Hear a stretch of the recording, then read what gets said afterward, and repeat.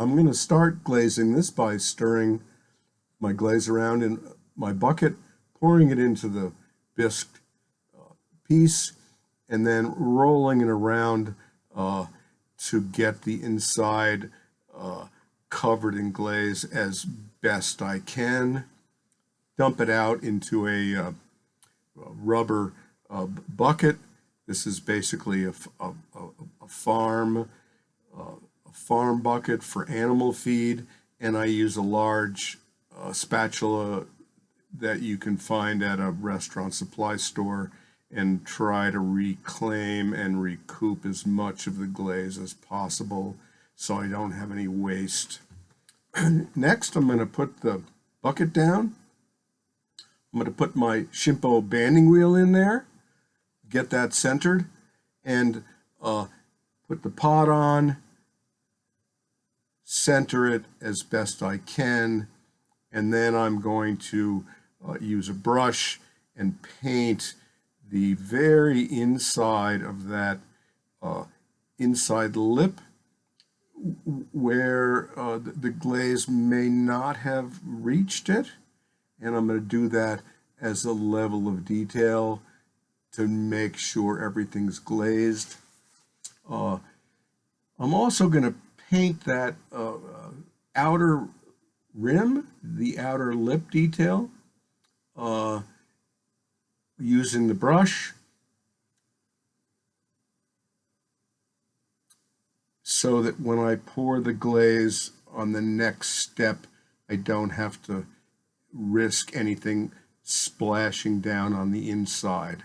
So now I'm taking a gallon bucket and I'm going to pour the glaze gently on the outside, and I have a little bit of waste, and that's because I really needed a 3-foot in diameter rubber bucket, but Tractor Supply did not have one.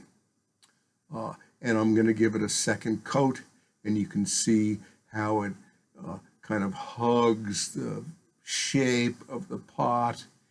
And now I'm going to take a second layer of glaze. This is my sky blue. I'm going to gesturally paint that over my base layer, which is what I call my mist glaze.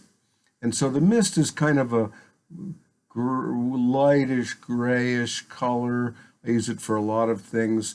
And then this sky blue is basically the same thing, but it has some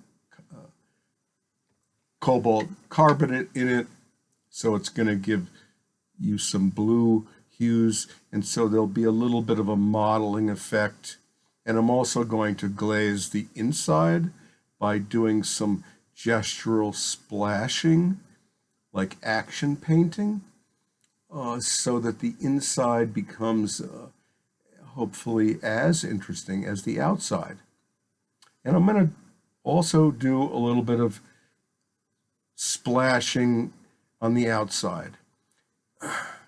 Now I'm using my rose glaze, which is a chrome oxide red cone 6 glaze, and I'm doing the same thing. I'm gesturally painting the outside. And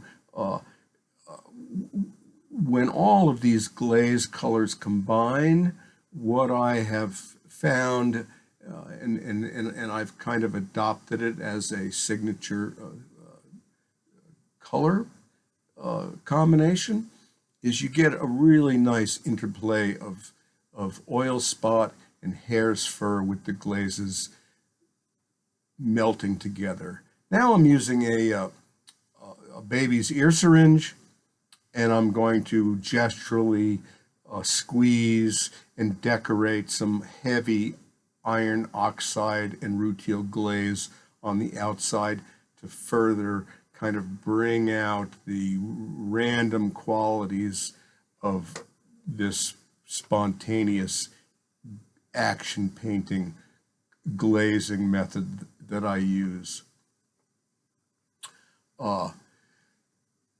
So I wanted to show you that underneath everything you've seen, I have 2 layers of packing blankets, right?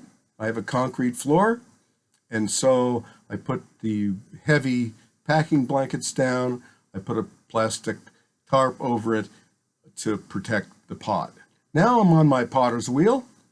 I put a 50-pound box of clay on my seat because my wheel is elevated with a layer of cinder blocks, so I'm not hunched over it all the time. And I have a taller metal chair, and because this tends to be so big, I need to get up even a little bit higher. So I use a box of 50-pound box of clay to sit on, not only when I'm throwing these, but also when I'm trimming them and then finishing decorating. And here I'm cleaning off the bottom glaze. I had painted some black underglaze along the chamfered edge, and I'm going to put a little bit more on there to bring that darkness out as a nice definition for the foot. And I'm going to be inspecting it before it goes in the kiln, looking it over, making sure that there's nothing that is flaked off. Sometimes that heavy iron oxide slip flakes off, making sure nothing's flaked. And now I'm going to figure out how to put this in the kiln and looking at the best places to grab it. And it is not a trivial task, I'll tell you that. So, it's in the kiln. You might have noticed my kiln sitter tripped. I had to restart that. The kiln is started. It's fired for 14 hours. It's out of the kiln. And this is the finished piece. As you can see. And we will we'll close on that note. Thank you for watching.